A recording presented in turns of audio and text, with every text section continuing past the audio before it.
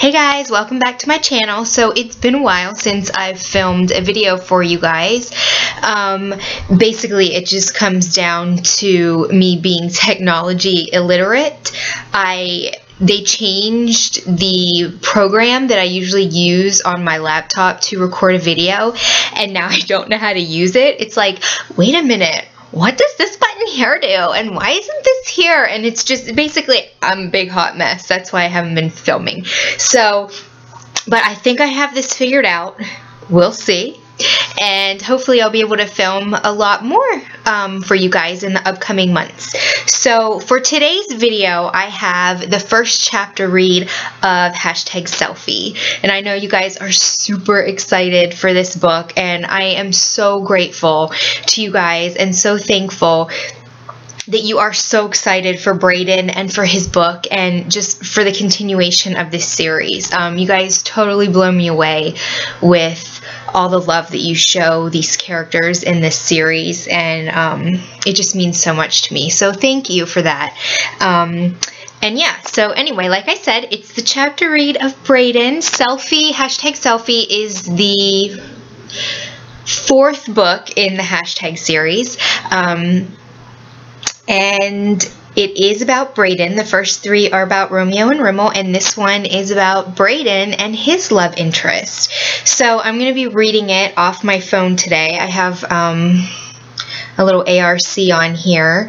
I know you can't really see it. You can see this circle for the notification. But yeah, so I hope you guys like it. So let's get started. So, and you'll have to excuse me, my allergies are like off the chain. I'm like, I'll try not to gross y'all out while I'm reading about Braden. Okay, so this is what the chapter 1 notification, the BuzzFeed notification from the Buzz Boss says. It says spring break, no shoot. What's a shoot? Oh. This is a good time for me to remind you all that I am not a professional narrator. I am not a public speaker. I am a writer, and that means that most of my conversations are in my head. They don't have to come out of my mouth. So I will probably stumble. I'll probably mess up words. Bear with me. Anyway, back to this. So, spring break, no shirt or shoes required. # clothing optional. # where will you be? And then it starts out. Braden. Ass was everywhere. Round ass, perky ass, ass that you wanted to grab, and ass that you wanted to smack. That is Braden right there. I guess you could say I was an ass man, and there was definitely no better place to partake in the view than on a beach where ladies like to strut their stuff in tiny bikinis. There were some ladies, sorry, my phone's giving me a fit. There were some ladies that probably needed more coverage than a teeny bikini, but I still looked. Ass was ass. I wasn't about to discriminate. Besides, confidence was sexy too. Even with all the eye candy on display, my eyes kept wandering back to one particular booty. Every time it happened, my teeth clenched and I mentally told myself I was a fucking moron and I better get my head on right before I did something I would regret. I would also like to disclose that this is Braden saying bad words. It's not me. So, yes, we'll just make sure you know. So don't be all sitting over there like, oh, she said that word. It was not me. It was this boy. Now, back to the book. To help distract myself from the ass that just wouldn't quit and my wandering eyes that didn't want to listen to my brain, I drank beer. It's not like I had to be anywhere other than right where I was. The sand, the surf, the sun, and my family. There was nothing else I needed. Except maybe for the ass I kept eyeing to grow warts in a tail so I'd quit looking. Yeah, I said I didn't discriminate, but even a guy like me had standards. You okay, man? Romeo asked to my left. We were chilling in some beach chairs on the sand. I glanced his way. Do I not look okay to you? He smirked. You're looking a little buzzed. All hail Corona, I said, and held up my bottle. Romeo laughed. Down by the water, Rimmel shrieked, and we both watched as she ran from the surf as it crashed against the shore. How's she doing after everything? I asked, still watching her. Missy and Ivy were in the water with Trent, who was trying to teach them how to surf. I give the guy credit. He had way more patience than I did. Rim wasn't surfing or swimming. In fact, she hadn't even gotten her toes wet. Not that I could blame her for the aversion that she had to water. She's hanging in, Romeo answered and took a sip of his beer. This week's been good for her. No drama. I lost my place. Oh, there it is. The reason we were all here enjoying this fine Florida beach for spring break was because Romeo wanted to give Rimmel something besides all the drama that they'd been plagued with since they got together. I mean, seriously. These two could fill up an entire season of some soap opera old ladies watched with all the shit they'd been through. Hey man, if I haven't said it, thanks for inviting me, and for paying for the sweet-ass house in the sand we're staying in. I jerked my thumb over my shoulder toward the beach house Romeo rented for the week. He shrugged. We're family. He pulled his eyes away from Rim and glanced at me. I could feel his stare even through the shades he was wearing, which is why I know something is up. There a reason you're already buzzed and it's just past lunchtime? Should I start calling you Mom? I asked, but averted my gaze. You know I could give two shits if you want a drink. Hell, I got a beer in my hand. It's spring break, but I know you. What's up? I muttered a curse under my breath. It's nothing. I could call Rimmel over here and have her badger it out of you, he threatened. I groaned. She would too. Good God, she'd be like a damn dog with a bone. I had a weak spot for my little sis. She'd drag it out of me. I couldn't let that happen. Shit would hit the fan. Fuck no, I groaned. Look, I got some stuff on my mind is all. Nothing I care to say out loud. I'll handle it. Romeo was silent a moment. I can respect that, he said. You know I got your back, right? Just say the word.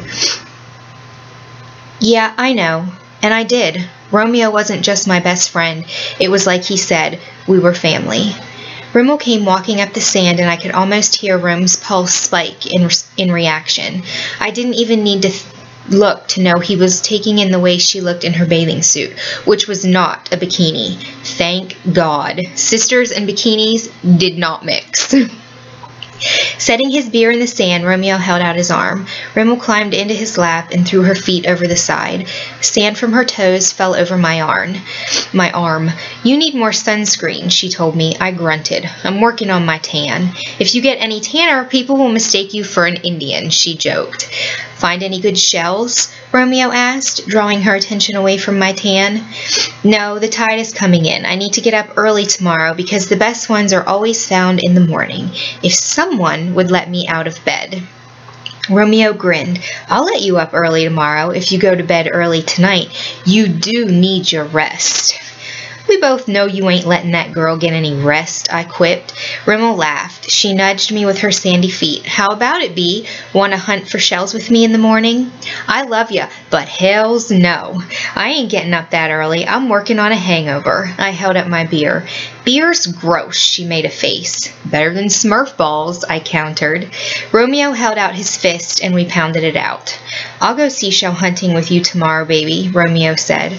Behind my sunglasses, I rolled my eyes. Rome was totally whipped. I'd never seen him like this before with anyone. Rimmel totally changed him, and if I was honest, she sort of changed me too. Not that I was whipped, but I wasn't totally appalled by the fact that Rome was, and that was something. If anything, sometimes I felt a pang of jealousy for the easy way the pair seemed to connect. I'd never had that kind of relationship with a woman before. Not that I wanted one. Trent came jogging up and snatched his towel off a nearby chair. After he'd rubbed it over his wet hair, it stuck out everywhere. Reaching into the cooler, he grabbed a beer. How's surfing going? Rimmel asked. Those women would have a better chance at getting eaten by a shark than actually standing up on that board in this century, he muttered, but then he grinned. It's pretty damn entertaining. How's it going with Missy? Rimmel asked slyly. The fact that Romeo invited Trent to take some of the pressure off Missy and me ending up in the same room alone all the time was sort of a relief. I liked Missy a lot, but there was no future there. There never would be. She's a cool girl, Trent shrugged. I knew what that meant. That meant there probably wasn't a future with him and Missy either. Rim didn't seem to understand what I did because she said, "Do you like her?" Romeo and I laughed. Trent joined in. "What?" she said innocently. Romeo rubbed her back. "You can't just ask a guy if he likes a woman." "Well, why not?" she demanded. "Because guys don't sit around and talk about their feelings like a bunch of girls," I told her. Romo rolled her eyes. "Whatever." Grinning, Trent took a pull on his beer. He gazed down at the waves where Missy and Ivy were still playing around with the surfboard. "What's Ivy's deal?" he asked. I shifted my gaze to him. "Ivy?" Rimmel asked. I heard the interest in her tone. "Yeah, she's seeing anyone?" Trent replied. I drank some beer. It was getting warm and it tasted like piss. "No, she's not. She hasn't been dating very much," Rim answered, but from the sound of her voice, I knew there was more to it. I grunted. "She probably can't find a guy wanting to deal with all that maintenance." Rimmel kicked me gently. "Ah, one of those chicks, huh?" Trent murmured. "I don't know," Romeo jumped in. "She's been pretty chill lately, different than she used to be." Trent glanced back down at the water. I followed his gaze. The girls were towing the surfboard out of the water and laughing at whatever they were talking about. Both Missy and Ivy were wearing bikinis, and both of them were sporting nice golden tans from all the time they'd been spending out here. I averted my eyes and stood. "The beer needs more ice. I'm gonna go grab some." I picked up the cooler. "You guys want anything?" "Water," Rim said. I nodded. "Water for my sis." The girls approached and dropped the board in the sand. "That thing weighs about 100 pounds, Ivy remarked, and grabbed a towel to start toweling off her body. I couldn't help but notice the way the water drops glistened to her sun-kissed skin, and the way her red bikini hugged all the right places of her curves. I turned away and started for the house. I definitely needed another beer. So that's it. That's the first chapter. So I think most of you can probably guess who Brayden's love interest is. I know I've been pretty quiet about it, making you guys wait. I know I've put up a couple teasers on Facebook that have inadvertently had her name in them. So if you've been paying attention, you know who the love interest is. And if you haven't seen those teasers and you just really want to know, well, I think you can guess after hearing that Brayden's love interest in Selfie is Ivy. And I know a lot of you were hoping it was Missy, but as you heard Brayden say himself, there's no future there with him and Missy. So I guess we'll have to see how it all plays out. So yeah, so that is the first chapter of Selfie. I hope you guys enjoyed it, and I hope my reading didn't turn you off from it, because as I said, I'm not a professional narrator. So yeah, so Selfie, #Selfie releases May 18th, and it will be available on Amazon, Barnes & Noble, iBooks, Page Foundry. It'll be available everywhere, Kobo, so you can grab your copy, and I hope you guys enjoy it, and yeah. So that's it, and be sure to join me on Facebook on May 18th for the Facebook release party. I'll be giving lots of stuff away. So thanks so much for watching, and enjoy the # series. Bye guys!